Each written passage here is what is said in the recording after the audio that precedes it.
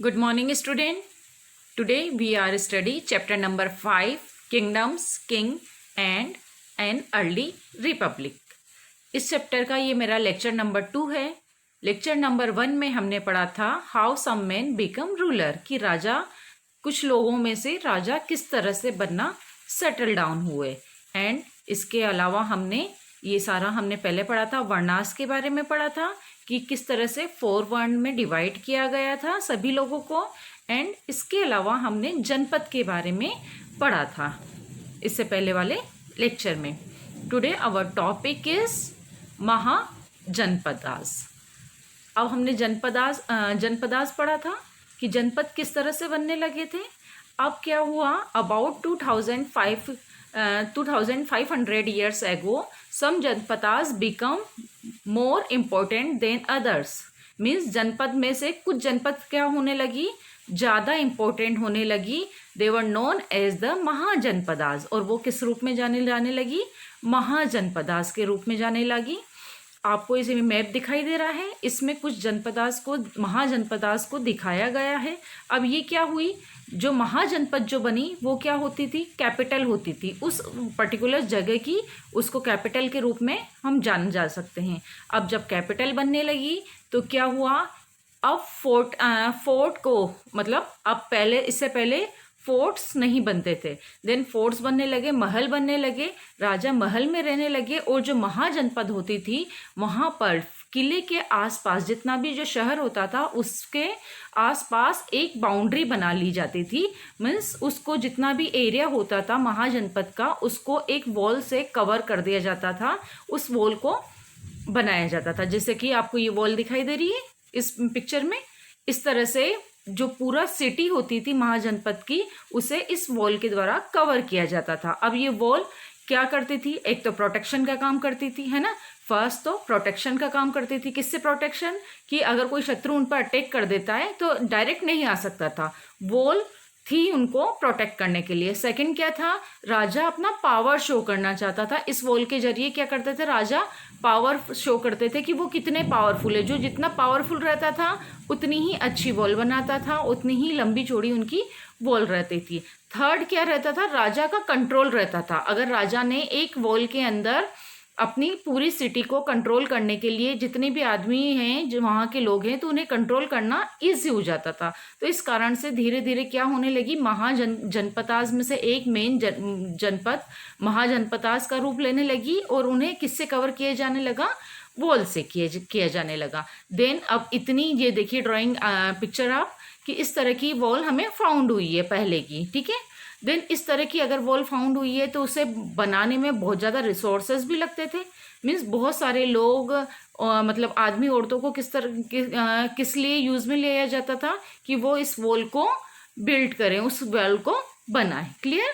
Then हम आगे वाला टॉपिक पढ़ते हैं कि जो अब क्या हुआ, the new rajas now began maintain armies. अब जो राजा बने वो क्या करने लगे, आर्मी भी मेंटेन करने लगे, है ना. आर्मी मेंटेन करने लगे. देन वो जो सोल्जर्स थे उनको सैलरी देने लगे, और वो सैलरी हमें कई बार कॉइन्स के रूप में दिखाई देती है, जो कि हम आगे के लेसन में पढ़ेंगे. अब हम टैक्स की बात करते हैं, ठीक है. अब महाजनपदास बनी तो उनमें 2 तरह के काम हो रहे थे. फर्स्ट तो था बिल्डिंग फोर्ट्स, है ना, फोर्ट्स बन रहे थे. दूसरा मेंटेनिंग बिग आर्मी, ये दोनों हम पढ़ चुके हैं.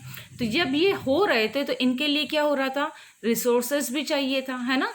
रिसोर्सेज चाहिए था. तो पहले रिसोर्सेज कैसे मिलते थे, कि जो राजा को गिफ्ट दे के जाया करते थे वही राजा के पास रिसोर्सेज थे. लेकिन अब वो रिसोर्सेज कम पड़ने लगे, तो राजा को उसके अलावा भी मनी चाहिए थी इन सबको मेंटेन करने के लिए. तो राजा ने क्या लेना शुरू किया, जनपदों से टैक्स लेना स्टार्ट किया, है ना. रेगुलर उनसे, लोगों से टैक्स वसूलना उन्होंने स्टार्ट किया. अब ये टैक्स किस तरह से वसूला जाता था, इसको हम डिस्कस करते थे. इसमें देखिए 3-4 पॉइंट दिए हुए हैं. सबसे पहला है tax on crops were the most important. Means जो खेती बाड़ी पर जो फसलें उगाई जाती हैं, जो खेती की जाती हैं, उन पर टैक्स जो था वो सबसे ज़्यादा इम्पोर्टेंट था, क्योंकि अधिकतर लोग क्या करते थे, यही काम करते थे वहाँ पर. और इसका उनकी जो वो जो उनसे आय प्राप्त होती थी खेती से, उसका 1/6 पार्ट क्या करता था राजा, टैक्स के रूप में वसूल करता था और उसे भागा या शेयर भी कहा जाता था। ठीक है, सेकंड पॉइंट है आपका, there were taxes on craft person as well. Craft person से भी टैक्स वसूला जाता था। अब क्राफ्ट पर्सन से किस तरह से वो टैक्स वसूला जाता था कि उन्हें कहा जाता था कि महीने में एक दिन वो कहाँ काम करेंगे, राजा के पास में काम करेंगे, है ना। तो एक दिन उन्हें मंथ में एक दिन राजा के अकॉर्डिंग काम करना पड़ता था, वो फ्री ऑफ चार्ज था, मतलब राजा उनके लिए पैसे नहीं देते थे और सिर्फ उनसे एक दिन के लिए काम करवाया जाता था। ठीक है, जैसे वॉल बनाना हमने देखा है, फोर्ट बनाना, या लाइक दिस दूसरे इसी तरह के काम। हर्डर्स जो थे उन्हें भी टैक्स देना पड़ता था। वो कैसे देते थे? हर्डर्स मीन्स पशुपालक। पशुपालक क्या करते थे? पशुओं को पालने का काम करते थे। तो जितने भी उनको उनके जो प्रोडक्ट होते थे, पशुओं से मिलने वाले प्रोडक्ट होते थे, वो टैक्स के रूप में राजा को देते थे। देन जो व्यापारी थे, ट्रेडर्स थे, वो भी सामान को लाते ले जाते थे, तो उन्हें भी टैक्स देना पड़ता था। एंड हंटर गैदर्स भी टैक्स देते थे। वो किस रूप में देते थे कि फॉरेस्ट से जितना भी माल उनको मिल रहा है उसका वो कुछ पार्ट राजा को देते थे। वो जो भी प्रोड्यूस होता था फॉरेस्ट में, तो वो उसको राजा को दे दिया करते थे। तो राजा इस तरह से सभी लोगों से अपने टैक्स लेने लगा। ठीक है, देन चेंज इन एग्रीकल्चर। क्या एग्रीकल्चर में भी चेंज आया है क्या? तो वो हम देखते हैं कि एग्रीकल्चर में किस तरह से चेंज आया। तो दो चेंज आए, है ना। There were two major change in agriculture. First तो क्या था, जो उनका हल था, पहले के लोग हल चलाते थे खेतों में, तो हल पहले लकड़ी के चलाए जाते थे। हमने इससे प्रीवियस लेसन में स्टडी किया था, है ना, कि लकड़ी के हल फाउंड हुए थे हमें एविडेंस के रूप में। अब वो हल किसका बनने लगा? आयरन का बनने लगा, लोहे का बनने लगा। उससे क्या होने लगी कि मिट्टी बहुत जल्दी इजीली और बहुत जल्दी उससे काम हो जाता था। तो फर्स्ट तो हल में चेंज हुआ। दूसरा क्या हुआ, जो धान की फसल होती है उन्होंने कैसे स्टार्ट की, मीन्स बीज नहीं बोते थे, अब वो प्लांट डेवलप कर लेते थे और प्लांट को ज़मीन में रोप दिया जाता था। उससे क्या होने लगा कि जो पहले बहुत ज़्यादा फसलें बर्बाद हो जाती थी, ग्रो नहीं कर पाते थे प्लांट, अब ज़्यादा ग्रो करने लगे। देन फसल ज़्यादा होने लगी। Clear student? तो इस तरह से दो चेंजेस मेनली एग्रीकल्चर में आए। अब ये जितना भी प्लांट को ग्रो करने वाला काम है, ये कैसा होता था? बहुत टफ काम है, हार्ड वर्किंग है। तो इसके लिए क्या राजा खुद काम करते थे? बिल्कुल नहीं, वो अपने दास दासियों, जितने भी इस तरह के जो लोग थे, उनसे वो ये काम करवाते थे। Clear student? तो change in agriculture I think समझ में आया होगा। अब हम देखते हैं अ क्लोजर लुक मगध। अब इसमें दो महाजनपदास का दिया हुआ है। फर्स्ट है मगध। मगध के बारे में हम थोड़ा सा डिटेल में स्टडी करते हैं। ठीक है, तो मगध बहुत बड़े महाजनपदास के रूप में पॉपुलर था। ठीक है, और यह दो रिवर यहाँ से फ्लो करती थी, गंगा एंड सोन। अब ये रिवर जब फ्लो करती थी, या मगध इनके वहाँ से मगध के आसपास से फ्लो करती थी, तो वो क्या अवेलेबल करवाती थी? फर्स्ट तो ट्रांसपोर्ट है, सेकंड वाटर सप्लाई है, और थर्ड है कि जब अगर रिवर के आसपास का एरिया रहता है तो वो एरिया कैसा रहता है? फर्टाइल रहता है ना। मतलब वहाँ पर खेती बाड़ी अच्छी होती है ना। कृषि वाला जो काम, एग्रीकल्चर वाला काम है, बहुत अच्छे से होता है। तो नदी के कारण, रिवर के कारण वहाँ ट्रांसपोर्ट अवेलेबल था, है ना, वाटर सप्लाई हो जाती थी इजीली, और वो लैंड भी फर्टाइल था। तो parts of Magadh were forested, और बहुत सारा पार्ट, दूसरा जो पार्ट था वो किसमें था? फॉरेस्ट से कवर था। तो फॉरेस्ट से वहाँ पर एलिफेंट मिलते थे, जो कि उन्हें पकड़ लिया जाता था। फॉरेस्ट से जो एलिफेंट थे उन्हें पकड़कर आर्मी के हिसाब से ट्रेन किया जाता था, मतलब उनकी सेना में उनको रखा जाता था। तो और इसके अलावा फॉरेस्ट भी बहुत सारी चीज़ प्रोवाइड करवाते हैं, तो वो सारी चीज़ भी मगध को प्रोवाइड थी। जैसे वुड है ना, फॉरेस्ट से लकड़ी मिलती है ना, तो लकड़ी से क्या करते थे? घर बनाने में काम आते थे, रथ बनाते थे, है ना। तो वो उन सब कामों में फॉरेस्ट की लकड़ियाँ काम में आ जाती थी। ठीक है, इसके अलावा इतनी सारी खूबियाँ तो मगध में थी सही, इसके अलावा और क्या खूबी थी कि वहाँ पर आयरन और की माइंस थी, है ना। मतलब वहाँ पर वो जो मगध के आसपास के जो सॉइल है, वहाँ पर आयरन ओर्स मिलता था। अब वो क्या करते थे? इसका यूज़ कहाँ करते थे? टूल्स बनाने में, वेपन्स, हथियार बनाने में करते थे, या औजार बनाने में करते थे। तो इस तरह से मगध जो था पूरा क्या था? बहुत ज़्यादा फर्टाइल, बहुत ज़्यादा एक यूज़फुल था, फर्टाइल था। Magadha had two very powerful ruler. अब मगध के रूलर के बात करते हैं। अभी तो हमने मगध को देखा कि किस तरह से मगध इम्पोर्टेंट था। ठीक है, अब रूलर के बारे में देखते हैं। तो बिम्बिसारा एंड अजातशत्रु वहाँ के 2 पावरफुल रूलर थे, ठीक है। और वो क्या करते थे, उन्होंने बहुत सारी जनपदास को अपने इसमें कैप्चर कर लिया था, उन पर अटैक करके अपने में मिला लिया था, है ना। And Padmananda was the another important ruler, और उसके अलावा पद्मनंदा जो थे वो भी वहाँ के एक बहुत महत्वपूर्ण इम्पोर्टेंट रूलर थे। उन्होंने भी अपने इस एरिया को, मगध के जो एरिया का जो अपना उनके क्षेत्र में जो एरिया आता था उसको आगे बढ़ाया है, मतलब दूसरे एरिया पर अटैक करके उसे अपने एरिया में मिला लिया है ना। तो his control up the north west part of the sub continent, ठीक है। राजगिरा जो कि अब राजगीर के नाम से बिहार में है, वो पहले कुछ सालों तक मगध की कैपिटल रही है। देन इसके बाद क्या हुआ, कुछ साल उसके बाद क्या हुआ, पाटलिपुत्र जो है, जो कि आज पटना के रूप में जाना जाता है, उसके बाद राजगिरी के बाद में पाटलिपुत्र मगध की कैपिटल बन गई है, ठीक है। अभी ये हमने 3 नाम पढ़े हैं, अजातशत्रु, बिम्बिसार, है ना, एंड महापद्मनंदा। ये 3 मगध के मेन रूलर रहे हैं उस टाइम पर। अब देखिए कि स्टोरी जैसा है कि 2300 ईयर्स एगो मैकेडोनिया जो कि यूरोप में है, वहाँ पर अलेक्जेंडर नाम का जो राजा था, वो पूरे वर्ल्ड पर अपना अधिकार करना चाहता था कि पूरी दुनिया पर वो जीत ले, ठीक है। देन वो काफ़ी सारी जगह पर जीते भी गए थे। इजिप्ट, वेस्ट एशिया का बहुत सारा पार्ट उन्होंने जीत लिया था। लेकिन जब वो इस साइड सर, मगध के साइड सर इंडिया में पहुँचे, तो उनके शत्रु, उनकी सेना के जो सोल्जर्स थे, उन्होंने वहाँ पर मगध पर अटैक करने के लिए मना कर दिया। क्यों मना कर दिया?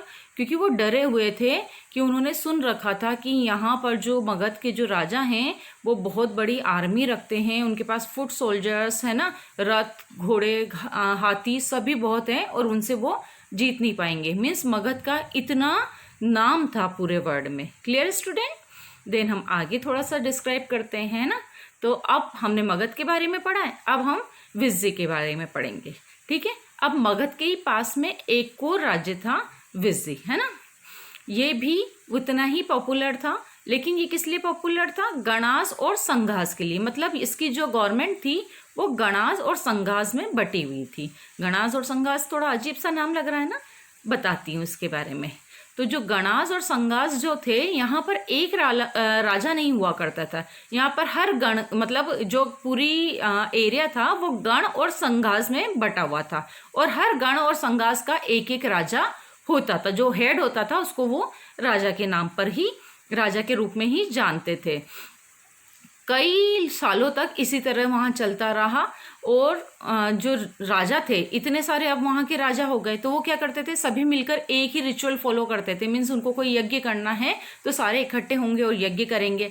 देन वो असेंबली में मिलते थे, वहाँ पर क्या करना है, आगे क्या करना है, किस तरह से करना है, सब वहाँ पर मिलकर, सब जब एक साथ मिलते थे वहाँ पर डिस्कस करते थे। उस डिस्कस में कई बार डिबेट भी हो जाया करता था। बाद में एक निर्णय लेकर वो उस पर काम करते थे। मीन्स जितने भी लोग थे, है ना, वहाँ के जितने भी राजा थे, वो क्या करते थे, इकट्ठे होते थे। जैसे अगर किसी ने अटैक किया है तो उस पर हमें अटैक कैसे करना है, उसकी क्या प्लानिंग रहेगी, तो वो सारे मिलकर वहाँ पर डिस्कस करेंगे, डिबेट करेंगे, और जो कंक्लूजन रहेगा उस पर सारे राजा एक साथ वर्क करेंगे। इस तरह की वहाँ पर असेंबली होती थी। बट उस असेंबली में भी वुमेन्स को, दास दासियों को, कर्मकारों को पार्टिसिपेट करने की अनुमति नहीं थी। अब ये तो हमने विज्जी के बारे में बात की है। अब बुद्धा और जो महावीर है, हम इसी क्लास में हम आगे के चैप्टर में उनके बारे में डिस्कस करेंगे। वो भी किससे थे, गणास एंड संघास से रिलेटेड थे, वो कि हम आगे के चैप्टर में पढ़ेंगे। अब थोड़ा सा विज्जी के बारे में यहाँ पर दिया हुआ है कि जो अजातशत्रु नाम का एक राजा था, वो विज्जी पर अटैक करना चाहता था, है ना। थोड़ा सा इंटरेस्टिंग है, इसलिए लास्ट में आपके बुक में दिया हुआ है। वो विज्जी पे अटैक करना चाहता था। वो विज्जी पे जब अटैक करना चाहता था तो उसने अपने एक मंत्री को बुद्ध के पास भेजा कि क्या सलाह लेने के लिए कि क्या विज्जी पर अटैक करना चाहिए या किस तरह से काम करना चाहिए। तो उन्होंने, बुद्धा ने सलाह दी, क्या वहाँ पर अभी भी लोग, उन्होंने 3-4 पॉइंट बताए कि यहाँ पर जो लोग हैं, असेंबली अभी भी क्या फ्रिक्वेंटली असेंबली होती है है ना, और होती है तो क्या वो मिलते हैं और एक साथ एक्ट करते हैं? मतलब उन्होंने बोला कि जब तक इस तरह का काम वहाँ होगा, कहाँ पर, विज्जी में, तब तक वो अटैक ना करें। उन्होंने क्या काम बताया कि वो मिलते रहें, असेंबली करते रहें, ऐसे मिलकर और एक साथ काम करते रहें, है ना। दे फॉलो एस्टेब्लिश रूल, जो पुराने रूल हैं, जो एस्टेब्लिश उन्होंने नियम बना रखे हैं, वो उनको फॉलो करते रहें। They respect, support and listen the older to elders, means वो बड़ों को सुनते रहें, उनका रेस्पेक्ट करते रहें, उनका आदर सत्कार करते रहें। वहाँ की औरतों को फोर्सफुली पकड़ा नहीं जाए, उन्हें स्वतंत्रता हो, है ना। और जितने भी मंदिर हैं वहाँ पर आसपास में, चाहे विलेज में हो या टाउन में हो, वो मेंटेन हो, और वहाँ पर किसी भी संत को आने और जाने दोनों में फ्री हो, उनका रेस्पेक्ट किया जाए। मतलब संत किसी भी धर्म को मानता हो, वो वहाँ आ भी सकता हो और वहाँ से कभी भी जा भी सकता हो, उसको पूरी सी फ्रीडम हो। तो बुद्धा ने बताया कि अगर ये सब काम अब जब तक वहाँ रहेंगे विज्जी में, तब तक वहाँ पर अटैक करना सही नहीं है, कोई भी उनसे जीत नहीं सकता। तो इस तरह से विज्जी का एक पावर था पूरे आसपास के एरिया में। तो इस लेसन में हमने थोड़ा सा राजाओं के बारे में पढ़ा कि किस तरह से राजा बनने लगे और धीरे धीरे जनपद से महाजनपद बनने लगी और राजा पावरफुल होते गए। नेक्स्ट लेसन में इससे आगे थोड़ी बहुत और डिटेल पढ़ेंगे। तब तक के लिए गुड बाय।